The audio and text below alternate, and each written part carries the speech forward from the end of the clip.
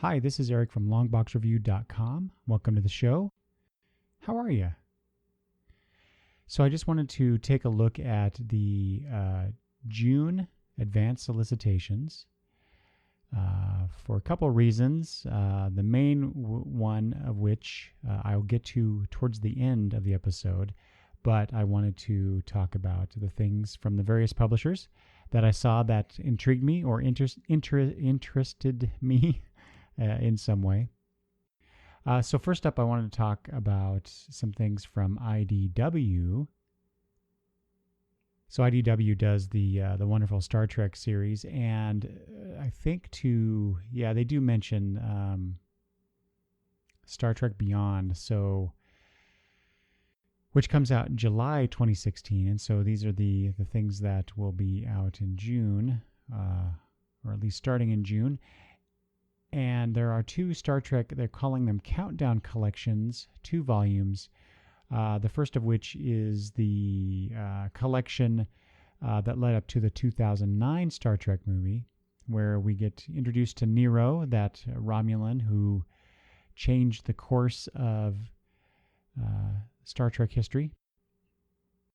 Well, I guess really it was Spock that did it, but Nero furthered that change. So you get that, which actually was a pretty good story if you haven't read it and you're a fan of Star Trek. And then the second collection has to do with stuff going into or leading up to Star Trek Into Darkness. So they had a storyline in, I think it was in the main book. It wasn't a separate miniseries or anything like that. Or maybe I'm wrong about that. Maybe it was a miniseries about Khan. So, not sure. Anyway, and then finally you get the conclusion to the Legacy of Spock storyline. It's a 4-part series, or 4-part story. And I just read part 1 of that, and I have to say it. Poor Prime Spock is not getting the reception that you might think he would get. It's somewhat the opposite. So I feel kind of bad about that for the character. Also, they're releasing the Manifest Destiny collection for the Star Trek Manifest Destiny. I think it's a weekly thing that they're doing. I haven't received it yet, so I'm not sure how that story's going to go. But as with anything that's been going on with Star Trek at IDW, and with Mike Johnson involved in the writing, I'm sure it will be pretty good. There's also the new Ghostbusters. It's called Ghostbusters, The New Ghostbusters. This is written by Eric Burnham with Dan Schenning on art and Carlos Valenzuela on colors. But this is about the new Ghostbusters with the ties into the reboot, I guess. Movie, which also comes out in July 2016. I like the Ghostbusters movies. I'm intrigued to see what they're going to do with this reboot. I don't understand the backlash that I've heard about regarding the all-female cast, or at least the majority of the cast is female. I don't even know all that much about it other than that. And like I said, I don't get it. So I'm really curious what kind of reaction there's going to be from fans of the movies and the comic book tie-in aspect of it, I guess. In other words, will this comic fail because there are so many people out there who can't get over the fact that women are playing those roles now? So mostly just for me, I'm just curious how that's going to go. It makes me almost want to buy it, just to help, I guess. I guess this new Ghostbusters thing. This is actually 104 pages. It's a trade. I wonder if so is this a direct movie tie-in? I don't know. I'm not quite sure based on the solicitation text. when I was going through the IDW stuff, I did notice, or when I saw this particular new number one comic, I had to stop because the title of it is called Action Man. So Action Man number one. This is by John Barber's the writer. Paolo Villanelli is the artist, with Chris Evan Heiss on colors. Action Man is dead. Long live Action Man, it says. He's the world's greatest special agent. Well, after Dick Grayson, of course, until he dies saving the planet. Oh, and James Bond, with all the world's eyes on him. Now, and this is what really got me, now his young protege has to step into the role whether he's ready or not. So, of course, I'm intrigued because you have the young protege, a la Robin stepping into Batman's shoes, kind of an appeal, at least, I'm taking it to mean that. You also have sort of a tie-in to The Kingsman, that movie just recently, and what was the name of the comic that was based on? That was, oh man, I've forgotten already. Secret Service, I think it was called. Yeah, The Secret Service by Mark Miller and Dave Gibbons. So anyway, I don't know.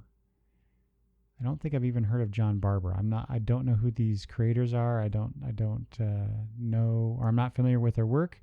So I guess I have to see more about what this is before I decide if I want to get it. But it certainly intrigues me. It's something that I like, spy stories, and this whole protege aspect really has me interested in what this is. And finally, from IDW, Archangel. So issue number 2 of 5 is being advanced solicited here. This is the almost was movie turned into a comic book script from William Gibson, with Butch Guice on art and Tula Lotay doing colors. So I was going to wait for the trade on this one, especially now that I know it's just a 5-issue series, because when I read the solicitation text for issue number 1, it wasn't entirely clear to me that this was a limited series. But it's a new series or a new story from William Gibson, and so of course I am intrigued. Let's see here. Boom Studios has a new book from Charles Soule with art by Greg Scott and Sue Lee. This is called Strange Attractors. This is a limited series. It seems that Mr. Soule's limits have no bounds, because this book is, as it says here, he's crafted a mind-bending story about how chaos math kept New York City from collapsing under itself. Math.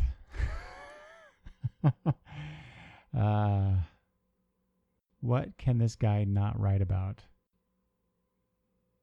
And we get a crossover with Boom in the form of between Boom and DC Comics in the form of London Lumberjanes and Gotham Academy, and this is a 6-issue miniseries. So if you're a fan of Gotham Academy and Lumberjanes, which I've only read 1 issue of Gotham Academy, and that was the Robin War tie-in, and it seemed like a lot of fun. So there you go. You can cross comic book universal boundaries with this series.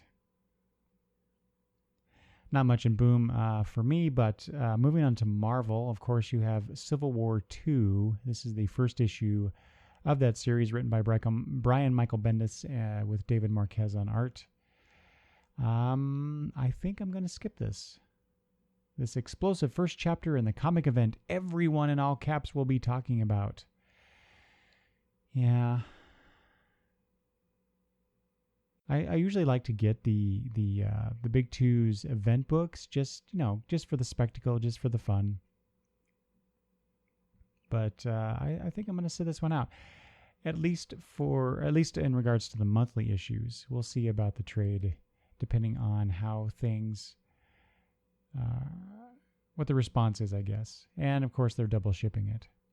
And they have a tie-in, Civil War II: Choosing Sides. That's also a 6-issue miniseries.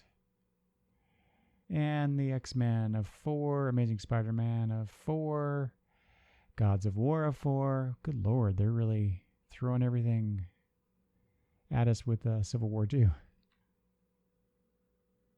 But I have to say, it is interesting that this time, however, Civil War 2's linchpins, the two sides seem to be Iron Man, Tony Stark, and Captain Marvel instead of Captain America. So I have to admit, I am a little intrigued about that. I don't know what to think about this. Vote Loki #1. I assume it's a one-shot, but it just says #1. Loki is many things: god, trickster, brother, liar, son, villain, even hero. Now he wants to add one more thing to the list: President of the United States.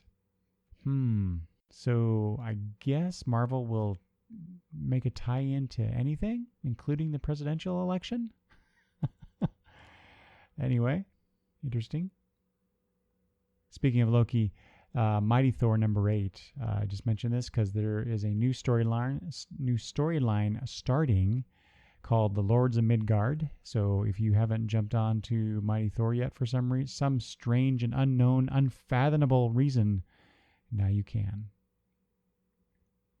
Silver Surfer #6 is noteworthy only in the sense of that it is apparently the 200th Silver Surfer issue. Haven't read the series, but all I've heard is how good it is. Can I just say that Joelle Jones's covers for Mockingbird really makes me want to read that series. And speaking of getting me to read more Marvel series, Marvel is doing a new initiative. It's called Timely Comics. As it says here, they're the comics everyone is talking about. Now is your chance to hop on board before you get left in the dust. So it's a new imprint, reprints of the all-new, all-different Marvel titles. So it reprints the first 3 issues of these titles at the $3 price point. So if you wanted to catch up on, if you missed it like I have, Invincible Iron Man, Moon Girl and Devil Dinosaur, what else? Web Warriors, and there's a host of other ones in here too. You know, your typical ones: Daredevil, Doctor Strange, Avengers.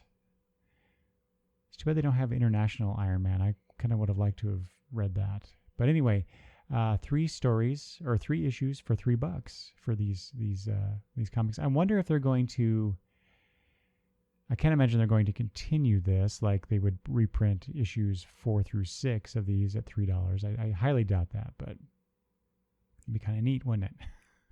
So what we need is a reprint series a la Marvel Tales.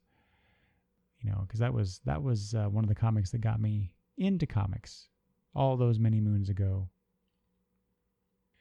Moving on to the Star Wars franchise, Han Solo gets his own mini-series by Marjorie Liu and Mark Brooks on art. If you're a fan of Han Solo. And interestingly enough, speaking of Star Wars, The Force Awakens adaptation, which is a 5-issue miniseries, months after the movie. I don't understand that. Why did they not have this out at the time of the movie? Very strange choice. So there's a bunch of collections, trades, and whatnot. The first of which caught my eye was the Spider-Man Clone Saga Omnibus, Volume 1. So you get, 1,240 pages for $125 retail. So if you're a big fan of that whole Clone Saga thing, and who isn't really? Come on. Now's your chance. I only want to mention this because of this tagline here, or the title of this trade, this first volume trade of A-Force. It's called Hypertime. Doesn't somebody already kind of own that term? Some other company? Someone from the Distinguished Competition? Anyway, I just thought that was funny. Not funny, but really, really good is the Vision Volume 1, A Little Worse Than a Man. This is the spectacular, the phenomenal series written by Tom King with art by Gabriel Hernandez Walta. Man, if you've missed out on the monthly issues of this Vision comic, I really recommend you go buy this trade and you get the first 6 issues of this. I believe it's supposed to end at issue number 12 when, because Tom King is now a DC exclusive, but Marvel's allowing him to finish up this story. So what's going to happen with the Vision after this, I don't know, but I'm not really concerned about that at the moment because all I'm really loving is this particular story, and I can't wait to read the rest of it. I wish I had decided to wait for the trade on this, but if you were smart unlike me, now you can get it. It's the Infinity Entity trade paperback by Jim Starlin with Alan Davis and Ron Lim on the art. So this will collect the 4-issue, I think it's a weekly series. I think I've read the first issue. Anyway, I've gotten all the other Jim Starlin recent original graphic novels, if you will, involving Adam Warlock and the various cosmic characters that he's running into. But they decided to do this Infinity Entity series, and now, like I said, I wish I had just waited for the trade. I knew it was going to be in a trade, so I'm not sure why I decided to go ahead and get the singles, because now I've got the 2 or 3 OGNs that Starlin has done, and now I've got the continuing part of the story in single issues. So that was kind of dumb of me. Oh well. And to round out the Marvel entries here, we've got a prose novel, a Daredevil prose novel, Daredevil, the Man Without Fear. This is written by Paul Criley, adapted from the graphic novel by Frank Miller and John Romita Jr. So there you go. Why they are going with that, I'm not sure. Why that particular story and not something else? I don't know. I haven't read that Man Without Fear story, so I have no idea how good it is. I just know people have talked about it over the years, but really when they talk about Frank Miller's Daredevil, it's not that story that I hear them talking about. So, or at least it's not the first one that they're talking about. So interesting choice. Let me know if you read it. Holy crap, it's 300 pages for $25. Oh, it's a hardcover. Forgot to mention that. That's why it's $25. Okay, moving on to Image Comics, where we see the return of Jupiter's Legacy. This is volume 2. So we had the first volume of Jupiter's Legacy, and then we've had a couple prequel series, I guess, Jupiter's Circle, where we see these characters back when they were first in the world and doing things. And so we're kind of getting the back history, the backstory of these characters that were introduced in Jupiter's Legacy. So now we get the sequel to that first volume, and I'm really looking forward to reading that. It's a 5-issue series. If you don't know, it's by Mark Miller with art by Frank Quitely and Peter Daugherty. For fans of Howard Chaykin, and I used to count myself among you, but I just read some stuff by Chaykin recently that I don't know, I'm no longer enamored with him. But anyway, if you still are, there's a new miniseries by him called Midnight of the Soul. Yeah, and based on this description, I don't know, it just seems more like everything else I've read of Chaykin's. Anyway, so there you go. There's another book here by Rich Tommaso called She-Wolf. So it says say that 5 times fast. She-Wolf is a surreal exploration in horror as the story follows a teenage girl who believes she's been bitten by a savage werewolf. soon after she begins to experience feverish nightmares that seamlessly bleed into her everyday reality. Like I said, it sounds interesting to me, but it also sounds very familiar. So I guess I'll have to see what the art is like, especially before I decide to get something like this. If you listened to my Favorites of 2015 episode, then you'll know that Lazarus was my favorite ongoing series from Image Comics, and probably overall, I'd have to say, out of everything that I read. And Lazarus number 22, there's a new story arc called Cull. Paper Girls number 6, this is by Brian K. Vaughan and Cliff Chang. New story arc, number 6. Says here, the smash hit ongoing series returns with a bold new direction as the characters find themselves launched from 1988 to a distant and terrifying future. So, where are we going with this? And are we abandoning the late 80s setting? Because that was kind of one of the things that drew me into this. This being Brian K. Vaughan, I'm sure that this is just the next step in the story, and I doubt he's abandoning the original concept. But I have to say, one part of me was thinking, has this series already jumped the shark? And if I had any sad trombone music, I'd play this right now, because Nowhere Men number 12.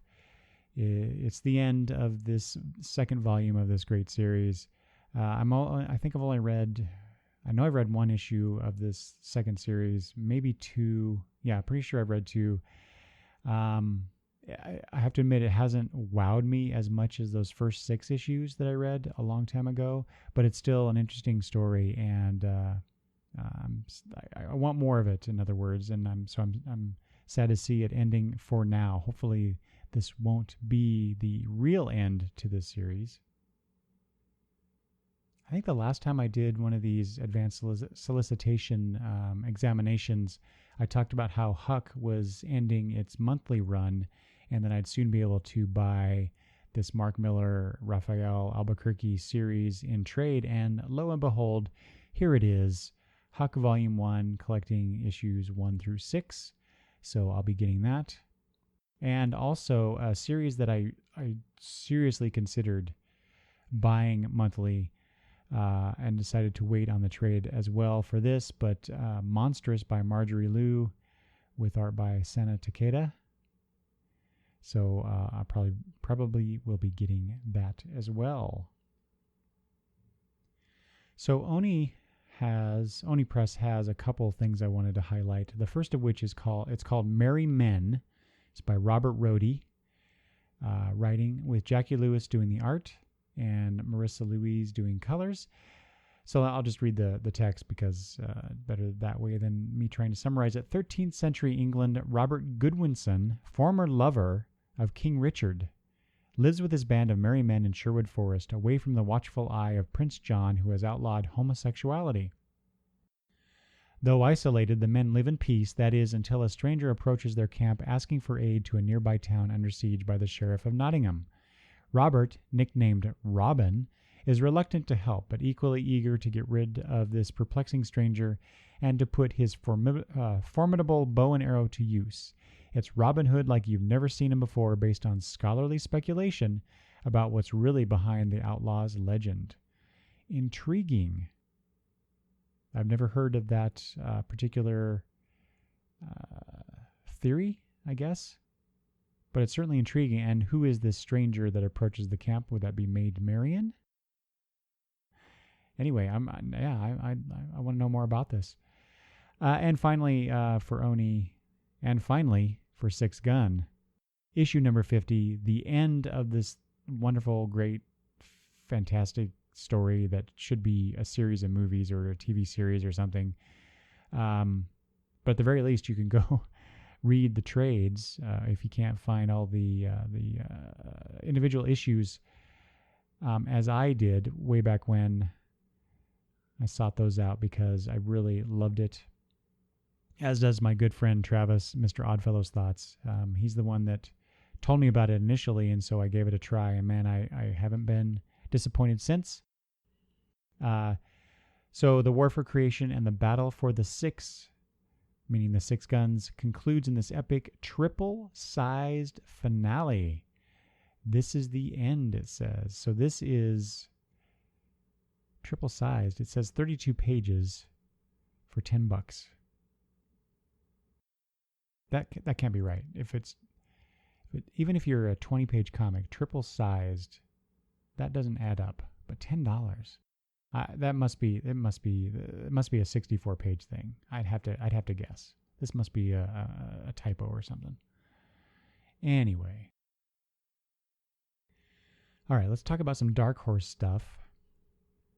There's a couple right off the bat here. There's a couple. One's a hardcover and one's a trade. The Alabaster, the Good, the Bad, and the Bird hardcover. This is by Caitlin Kiernan, who's the writer. And right there, I just want to get it. And this collects the 5-issue miniseries that Dark Horse has been putting out. Daniel Warren Johnson is the artist with Carlos Badilla on colors. It says here, there's a quote here from Neil Gaiman. Caitlin Kiernan is the poet and the bard of the wasted and the lost. That's high praise. Coming from Gaiman. Wow. I really want to try this out, but I think I'm gonna have to wait for the trade paperback. The other one is the trade called Elena by Kim W. Anderson, who does everything. I read the description and it really got me interested. Elena's life is a living hell. Since she arrived at a snobbish boarding school, she's been harassed every day by Philippa and the girls on the lacrosse team. Gotta watch out for those lacrosse teamers. But Elena's best friend Josephine is not going to accept that anymore. Not from the counselor or the principal, not from Philippa, and not from anyone else at that horrid school. If Elena does not fight back, then Josephine will take matters into her own hands. There's just one problem. Dun, dun, dun. Josephine has been dead for a year. Oh, it's a major motion picture. I missed that the first time through. So here's a description from the Stockholm Film Festival. So Elena has unsurprisingly been described as Let the Right One In meets Show Me Love set in a boarding school. Count on vengeance, violence, and broken teenage hearts. And I just kind of like the whole Josephine is dead bit. So I saw the title to this series. Yeah, it says ongoing series, and I immediately had to stop and take a look at it. Plus the cover looks kind of cool. This is Cryptocracy by Van Jensen and Pete Woods doing the art. For time beyond memory, the 9 families watched from the shadows, believing themselves shepherds and manipulating whole societies as they saw fit. Nothing happened that they didn't observe or control. Outsiders knew naught of the families, much less threatened them. Until now. It says a blend of the X-Files and Marvel's AIM. Well, half of that's okay. Oh, this trade collection I seriously will have to think about getting. This is the Dark Horse Comics, DC Comics Superman trade collection. It's the first ever collection of the Superman crossover stories.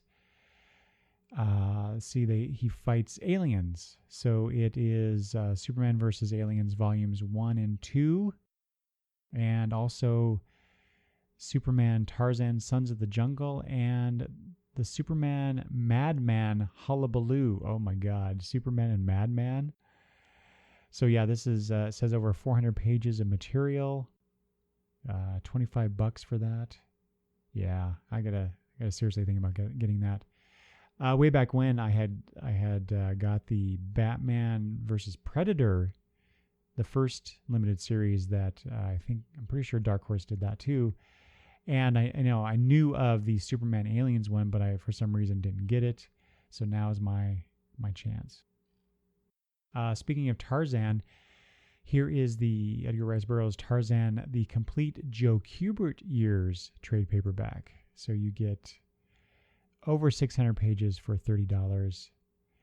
This, let's see here, reprints issues 207 to 235 of Kubert's 1970s Tarzan run. So if you're a fan of Kubert and you like Tarzan, this seems tailor-made for you, right? Fred Van Lente, I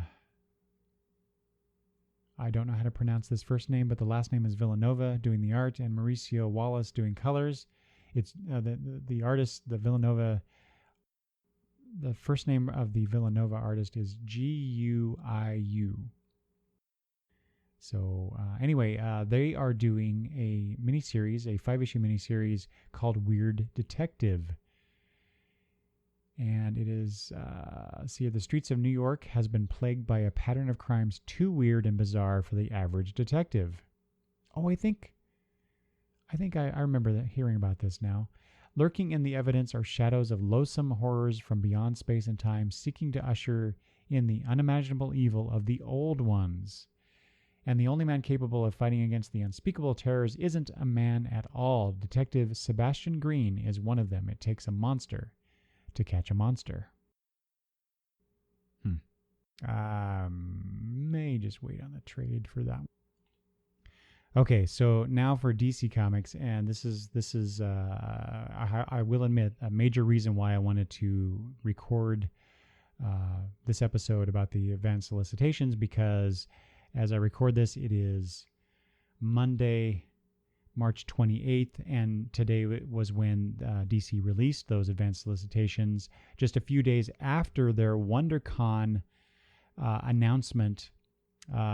Did you watch it? That was on Saturday of WonderCon, and DC Comics broadcast the panel live for people like me who couldn't go to WonderCon. They wanted to get the word out, and so I sat there very excitedly as news was released about the DC Rebirth that's coming up, and then the first bit of stuff, the first detail, well, not really first, but a bigger collection of details, I'll say, of DC's Rebirth initiative has been released, and so I wanted to talk about that.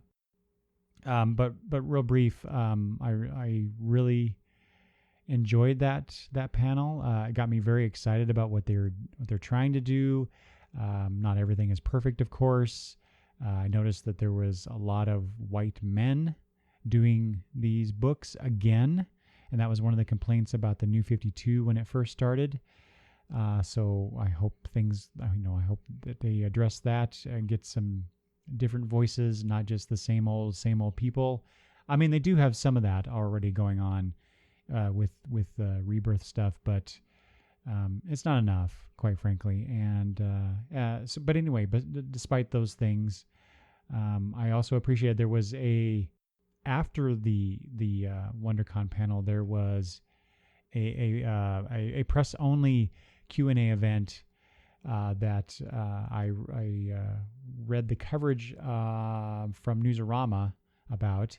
And one of the things that Dan DiDio said was that Rebirth is DC, quote, getting back on track. He said he realized things were really off the rails at New York Comic-Con in October, when not a single person asked a question about DC's stories. He said they did a panel with major talent and half the crowd left when they opened the floor to questions. Quote, there was a loss of connection that was palpable. So, they talked about in this Q&A thing, and also I think they also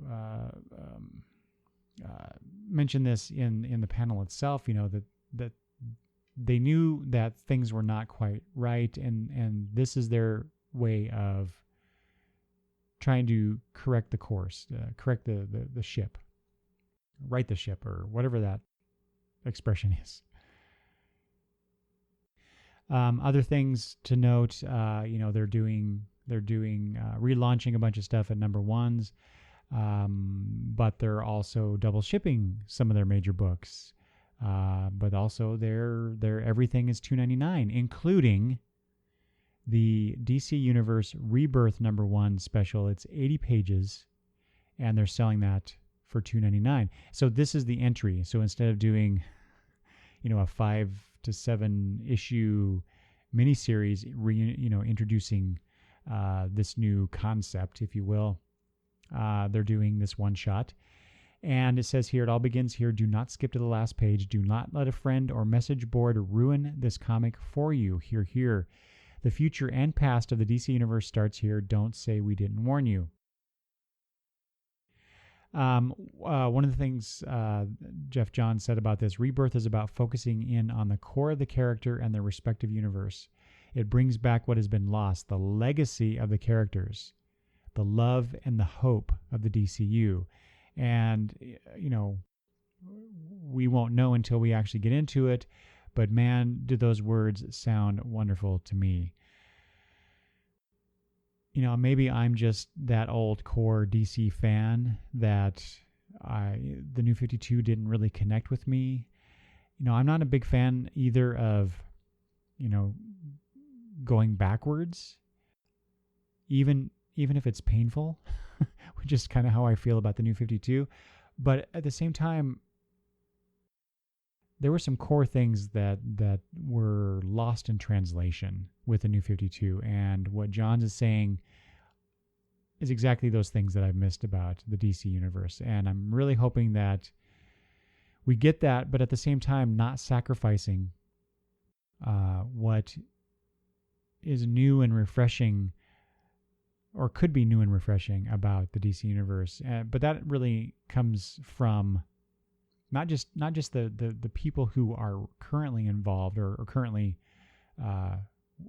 where we're being told they're involved, but bringing in, like I said earlier, bringing in fresh voices, different perspectives, and allowing those things to grow and find an audience.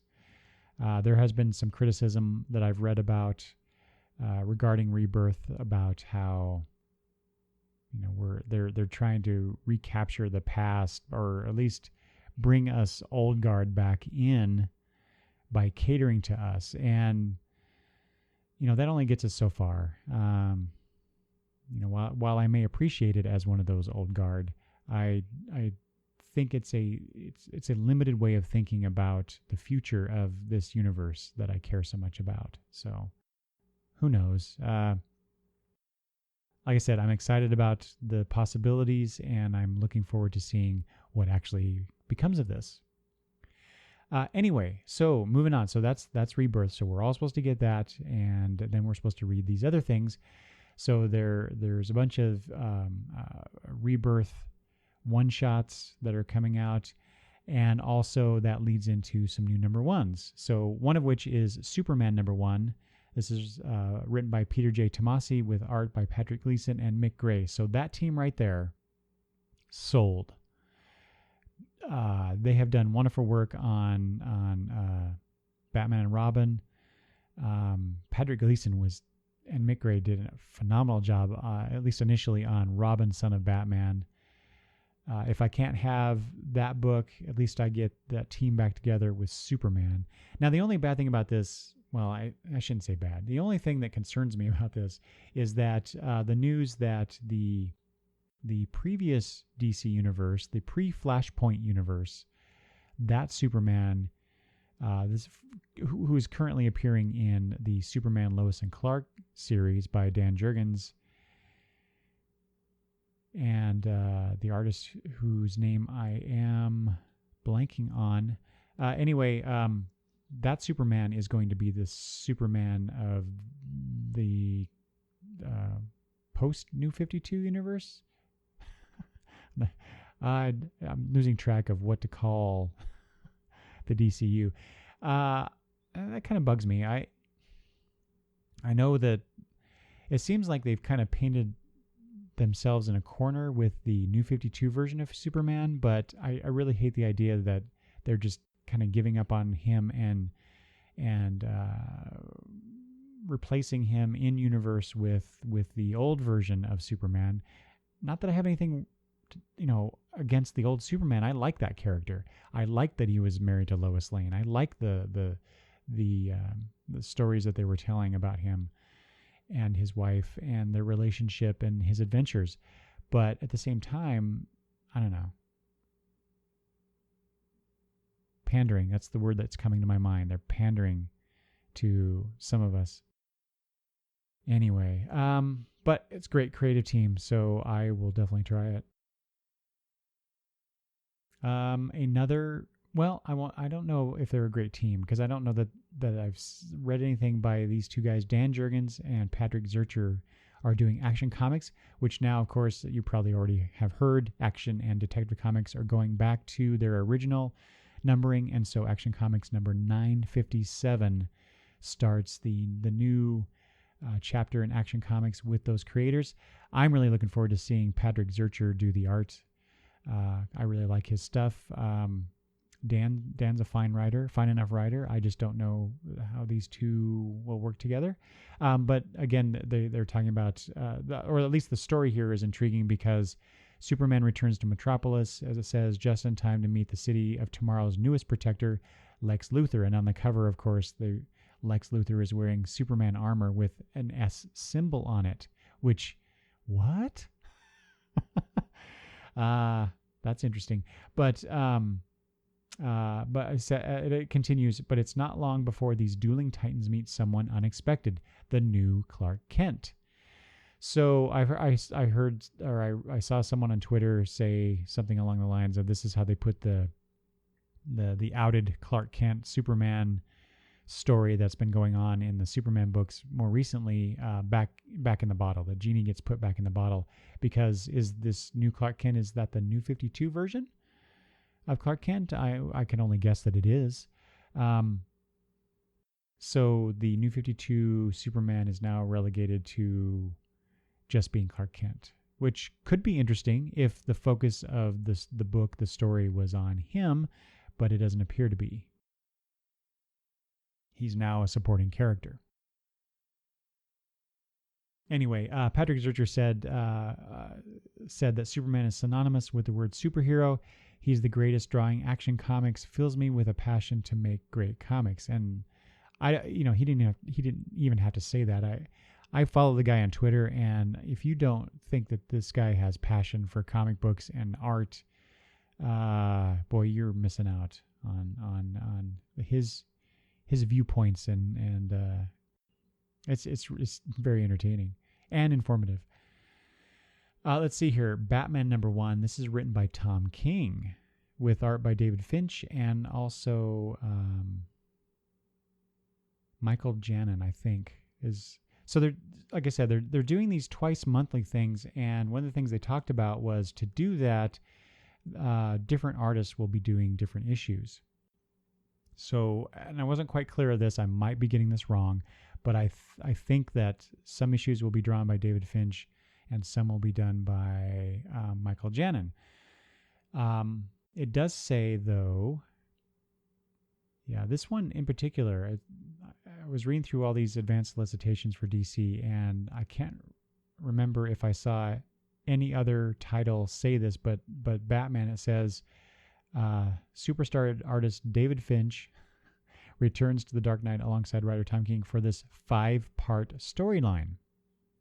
So is David off the book after 5 issues? I don't know. If he did the first 5 issues and then Michael Janin came on full time, I would not complain.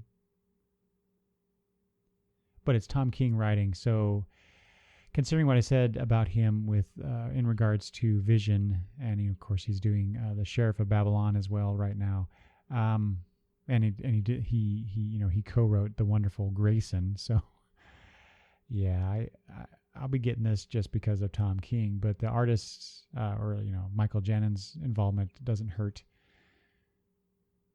Nothing against Finch, I just like Janin better. Detective Comics, like I said, is going back to its old numbering, number 934. James Tynion is writing it with Eddie Barrows and Eber Ferreira on art.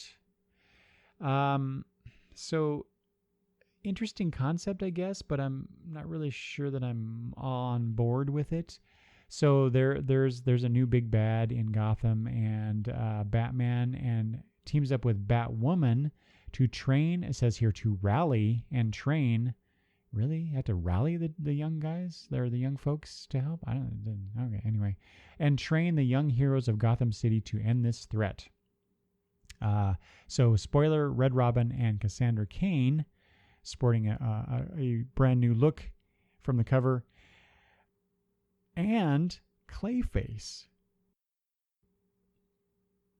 So I think the whole Clayface looking for redemption, I think that comes from the Batwoman comic, if I remember correctly. I read the trade involving Ragman and Clayface and some other characters that she teamed up with, and Clayface, I think, lost his memory and was siding on, he was on the side of the Angels there for a while. So that'll be interesting. An old Batman villain. Well, I just realized we've seen this before, haven't we? Not with Clayface, but other characters. Anyway, interesting concept, but I don't know. I'm not a big fan of Tynan's work so far, but I was that way with Snyder too, and I kind of like him now. You got new Aquaman written by Dan Abnett. If it's not written by Jeff Johns, I'm honestly not really interested. Flash Rebirth and the new Flash comic by Joshua Williamson. So I only mention this because, and I don't know Joshua Williamson. I don't know his history with writing comics. But the Flash has always been at the forefront of any new major change in the DC universe. So I'm kind of curious what this Flash Rebirth one-shot is like. But I sincerely doubt I will be I will be getting the Flash series, because the Flash just does not interest me. Never really has. But what does interest me is Green Lantern, and more specifically the Green Lanterns book. Yes, I said that, plural. This is Simon Baz and Jessica Cruz doing some sort of team-up buddy cop thing, I guess. I'll be trying that out. It's written by Sam Humphries with art by Robson Roca. Although Jeff Johns is co-writing the Rebirth book with art by Ethan Van Sciver, which is, that's not bad. You get your Green Arrow. One of the things they talked about during the panel was you have Green Arrow meeting Black Canary. And also returning is Green Arrow's goatee, which I know will make a certain good friend of mine very happy. I have to say, though, one of the biggest announcements was Greg Rucka's return to Wonder Woman. And you have Liam Sharp and Nicholas Scott doing art on every other issue of the series. So Liam Sharp will be doing the present day story, and Nicholas Scott will be doing the an earlier story. I think they even called it Wonder Woman Year One or something like that. But yeah, I have to admit, man, when they announced Greg Rucka and he walked out on that panel stage, I was floored to see him back, and of course doing Wonder Woman, because his run with this character on that book has been one of my favorites of the last several years. Coming out of Titans Hunt, written by Dan Abnett, is also Titans. So we get a Titans Rebirth. So I assume the Titans series that was talked about will be coming out in July, or at least starting in July. But you have this Titans Rebirth with Brett Booth doing the art with Norm Rapmund. So we get the old Titans, Donna, Arsenal, Garth, Lilith, Nightwing, and and if you haven't heard, Nightwing's back in the black and blue, which I was very pleased to hear. Even Jeff Johns said that too. He's like, he's got to be in blue. So yeah, pandering, I know, but I'm okay with that one. There's a warning on this Titans Rebirth. It says, don't read this until you read the DC Universe Rebirth one shot. Okay, moving away from DC Rebirth talk, here is the DC Superhero Girls Volume 1 Finals Crisis trade paperback. So this is that new, what do we call this? It's not an imprint. I'm not sure what to call this, but it's this new thing that they're doing with the superhero girls. There were a series of short videos that they put online, and it's a new marketing initiative, I guess is the best way to put it. But they've been putting out actual content. So on was it Cartoon Network or Boomerang? They actually have a cartoon. And I don't know if the cartoon is a collection of all the short online things that they did. Anyway, it looks really neat, and they now have a trade paperback. This has been written by Shea Fontana with art by Yancey Labatt. So $10 for that. I just like the idea. You know, it's all these female DC Comics characters who are at superhero high. With Principal Waller. Then we have the second volume of the Teen Titans Earth 1 by Jeff Lemire with art by Andy McDonald. Wow. I will get this just because I'm a big Teen Titans fan. I have to admit that first one was kind of rough to get through. It was okay. It was just okay. I mean, it was fine. It was, but it just wasn't. There wasn't like a spark there. It was a nice story to read. And if I wasn't getting it for as cheap as I did, I wouldn't have gotten it. I don't think, and I certainly wouldn't be getting this. Although it says $22.99 for this, that seems like an odd price for this kind of a book. Why isn't it $20? Why is it $23? Anyway. So even though they're already starting the DC Rebirth stuff, we have a couple issues of Justice League, not Justice League Rebirth, but Justice League to finish out, I guess, the story, even though Jeff Johns is not writing them. So Justice League 51 is actually written by Dan Jurgens with art by Paul Pelletier and Tony Cordos. And then issue 52 also, well, no, not also. 52 is written by Dan Abnett, with Paul Pelletier and Sandra Hope doing the art. So it's basically the postscript to the Darkseid War for issue 51, and then issue 52 it says a Titans Rebirth prelude. Set shortly after the formation of the Justice League, Batman introduces his new partner Robin, who is Dick Grayson, to the team just as it's pulled into a deadly assault on Metropolis by mysterious creatures. Outclassed and terrified, the Boy Wonder must use his wits and guile to survive, and in doing so, he catches the attention of a foe that will alter the course of his life forever. Well, hell yeah. When I originally was looking at this, I just saw Justice League 52. Okay, so we're getting the end of the Justice League story. I didn't realize it was a Robin-centric story. I'm all for that. And Brian Hitch's Justice League of America continues with issue number 12 and the annual, although he is not doing the art. Tell you, one of the things that I will certainly miss about what's being currently published now as opposed to what's coming out of DC Rebirth, Constantine the Hellblazer, issue number 13.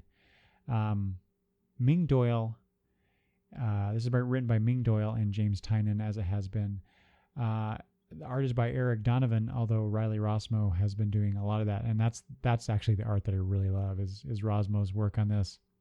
And so there is a Hellblazer comic post Rebirth, but it's not by the same team, and that's just too bad, because the folks involved with the Constantine the Hellblazer so far has been really, really good, and I've really enjoyed that book. For any Absolute fans out there, they're doing the Absolute Batman Year One, the classic Frank Miller, David Mazzucchelli examination of Batman's first year.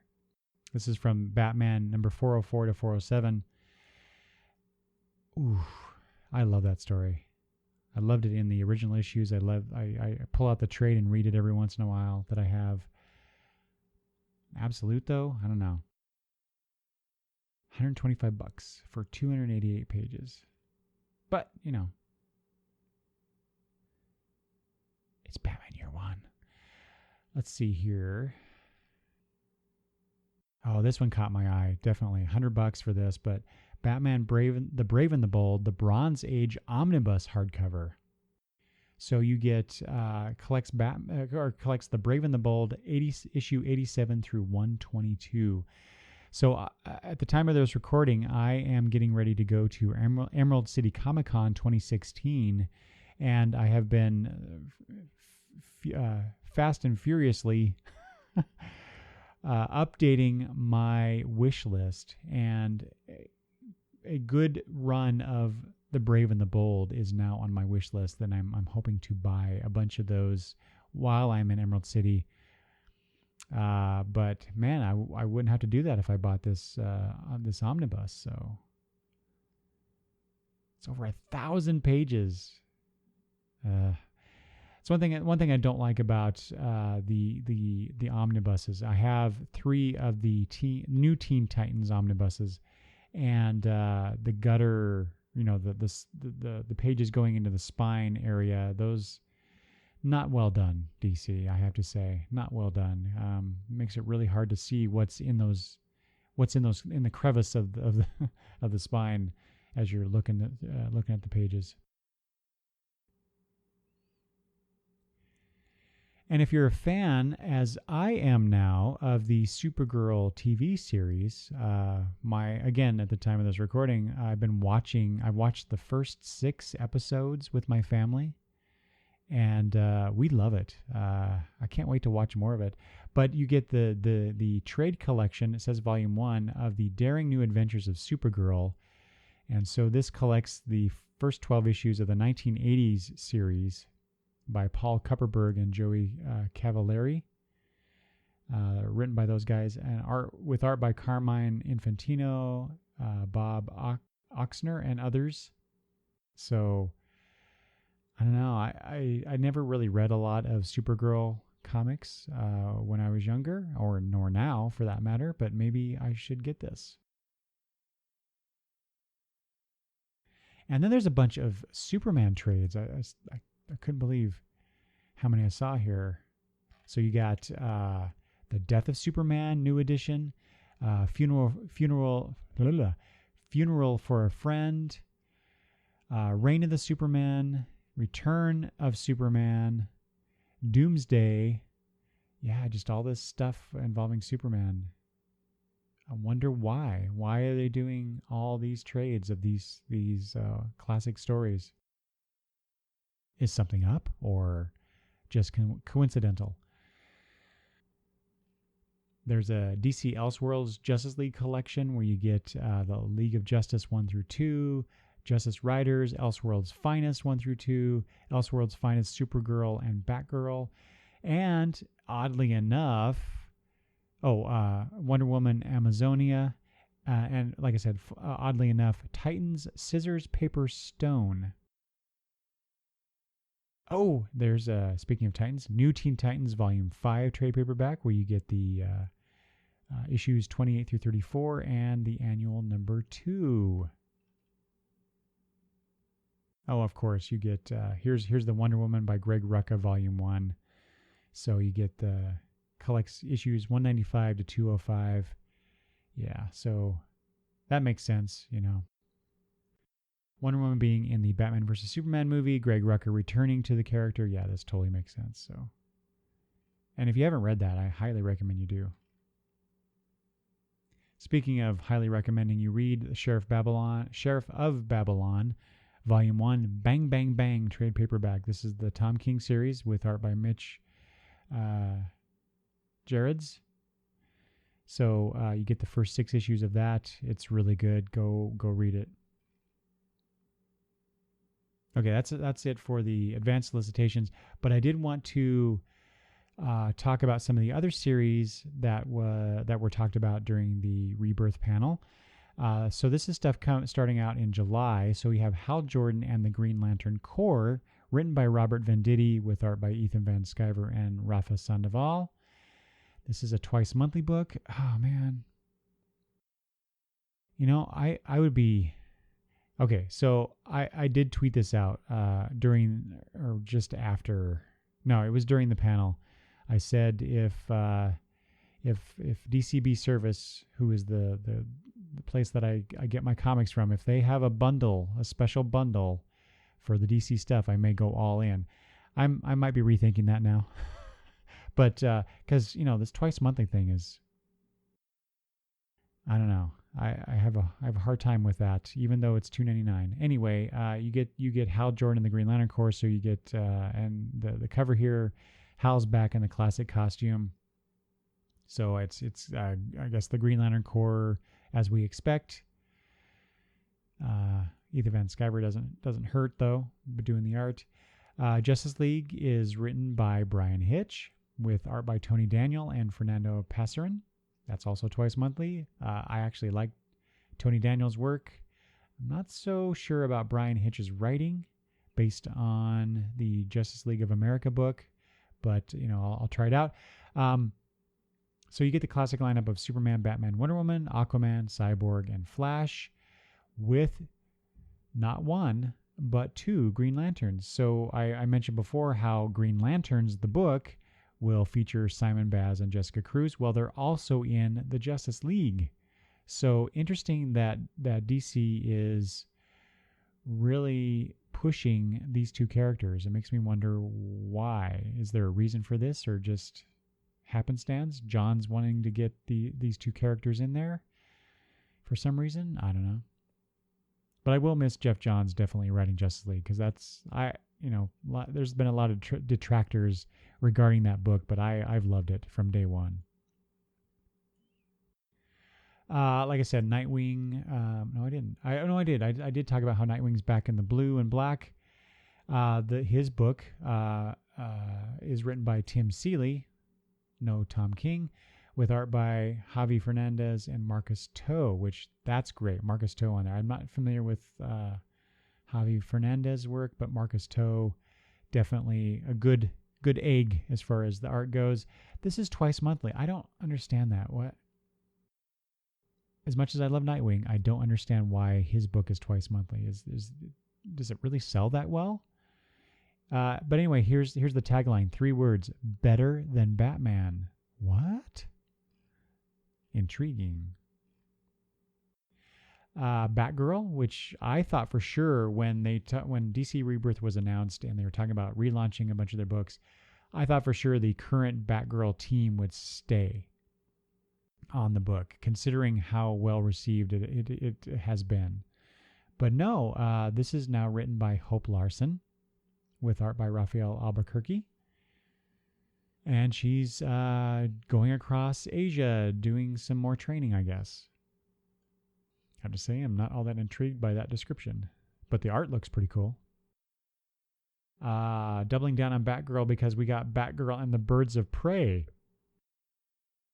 So we get Batgirl teaming up with Black Canary and Grayson's Helena Bertinelli, now looking like the new Huntress. I don't know that that's what they're calling her, but that's definitely what she looks like. And of course, the name of Helena Bertinelli. And so it does say interesting. Oh, this is written by Julie Benson and Shauna Benson, who come from TV. I want to say, is it the 100 TV show? With art by Claire Rowe. So this is interesting because it says Barbara Gordon was once Oracle, but now there's someone else taking the name. I thought that just recently in recent issues of Batgirl that they essentially negated the fact that she was Oracle. Maybe I misheard that, but anyway. Ooh, the Black Canary costume looks really cool. I mean, it's pretty much what she's wearing now, but I don't know. It looks the blue shirt, or what do you call it? Is it? I don't know. I don't know fashion. The blue shirt part of it looks kind of cool underneath that black jacket. I mentioned the new Constantine book. This is called The Hellblazer, written by Simon Oliver with art by Moratat, teaming up with Swamp Thing in the book. I'll try it out, but I don't know. Like I said, I'll miss who is on who's on the current book. Yeah, Red Hood and the Outlaws, Scott Lobdell, Dexter Soy. Okay, moving on. The new Superman book. Sorry, it's actually called New Superman. Written by Gene Yang with art by Victor Bogdanovich. So it says here, explore the city of tomorrow in Shanghai with new Superman Kanji Kang, a 17-year-old Chinese man who now has superpowers. And the image here that they show is this character holding the S sigil in his hands. So that's really interesting. I wonder what they're going to do with this, and what kind of lasting power does it have? Is these kind of books where they take derivative characters like this and try to go with them. I don't know. They never seem to work right or work for very long. At least in Superman's case. I mean, obviously it works great for Batman because they've got 40 million Batman characters and books, but okay, so Titans. This is written by Dan Abnett, art by Brett Booth. Yeah, boy, I love those characters. I like Dan Abnett writing, but oh man, I'm not a big fan of Brett Booth's art. But I'll try it out. And then it says in the fall, it doesn't say exactly when, so August onward, you have All-Star Batman. So this is the Scott Snyder Batman book with art by John Romita Jr., Sean Murphy, Jacques Tuilelote, and Declan Shalvey, Afua Richardson, and Paul Pope. So a worldwide look at Batman's rogues gallery from the best in the business. And so one of the images here shows Mr. Freeze, Two-Face, Poison Ivy, Catwoman, and I think that's the Penguin there. Scott Snyder during the DC Rebirth panel did say something about making Two-Face as scary as the Joker or something along those lines. So we'll see. Cyborg continues. Really interestingly, I honestly thought for sure that the current Cyborg series would have been canceled by now. But that's good because he's an old favorite character of mine. So I'm glad to see that is not that my prediction did not come true. This is written by John Semper with art by Will Conrad and Paul Pelletier. This is twice monthly. I don't get that. Is there really an audience for a twice monthly Cyborg book? There must be, or they think there is. Deathstroke. This was I think the announcement of the writer of this book actually drew a gasp, not just from me, but from people in the audience of that panel. Christopher Priest is back. Well, back. I don't know. Did Christopher Priest? Yeah, he worked for DC at one point. Anyway, Christopher Priest will be writing Deathstroke with art by Carlo Pagulin. I know I'm not pronouncing that right. Igor Vitorino and Felipe Watanabe, twice monthly. It's interesting that they note the writer behind the longest run on Black Panther comes to DC's high-profile international villain. So that's, yeah. Harley Quinn, written by now DC exclusive Amanda Connor and Jimmy Palmiotti, with art by Chad Hardin and John Timms. That's twice monthly. That doesn't surprise me at all. Ew. So it says the awesome creative team continuing on with a book that's become DC's fourth tentpole in recent years. And I think John's even referred to Harley, maybe it was Dan DiDio, during that panel as the essentially the fourth major franchise or something. The Harley franchise. That's what it was. They referred to the Harley franchise. And anyway, so there you go. It says, "Forget Rebirth. This is Harley Quinn, Afterbirth." Jeez. Okay, Suicide Squad, written by Rob Williams with art by Jim Lee and Philip Tan. Wow. So I imagine they're doing that because, and that's twice monthly. And Jim Lee even said, he made quite a few jokes during this panel. I found him quite funny. But he even said that, well, how are they going to do that? How is he going to do it? He acknowledged his limitations here. But it's a twice monthly book. But it doesn't surprise me because, that'll be about the time that the Suicide Squad movie will be coming out. So this will have the team of Harley Quinn, Killer Croc, Katana, Rick Flag, Captain Boomerang, Deadshot, and more. So I might jump back on there to try that book out. Batman Beyond, written by Dan Jurgens with art by Bernard Chang. But interestingly enough, so the current Batman Beyond is a future version of Tim Drake. I hope that wasn't a spoiler for anybody. But Terry McGinnis returns to being Batman. But I thought he died in that new 52 Futures End or whatever it was series. Huh. Well, it's comics, kids. Everybody comes back, right? I was also pleased to see that Blue Beetle was coming back, written by Keith Giffen with art by Scott Collins. See, I'm not a big fan of Collins' art, but I like the character and I like Giffen's work for the most part. But this is, so not only is it, so it's Jaime Reyes as Blue Beetle, but he's being mentored by Ted Kord. Ted Kord is back. So that's cool. Let's see here. Supergirl, written by Steve Orlando with Brian Ching on art. So if you look at the art, it looks very much like they're channeling the Supergirl TV series, which I'm okay with. Different costume, looks like Cat Grant there in the background. But interestingly enough, so they have the cyborg Superman character here, but it turns out that is her father. So, another super character, Superwoman. See, it looks to be like a brunette Superwoman here. Written and drawn by Phil Jimenez, which is right there, done. I'm buying it. Also art with Emanuela Lupacchino.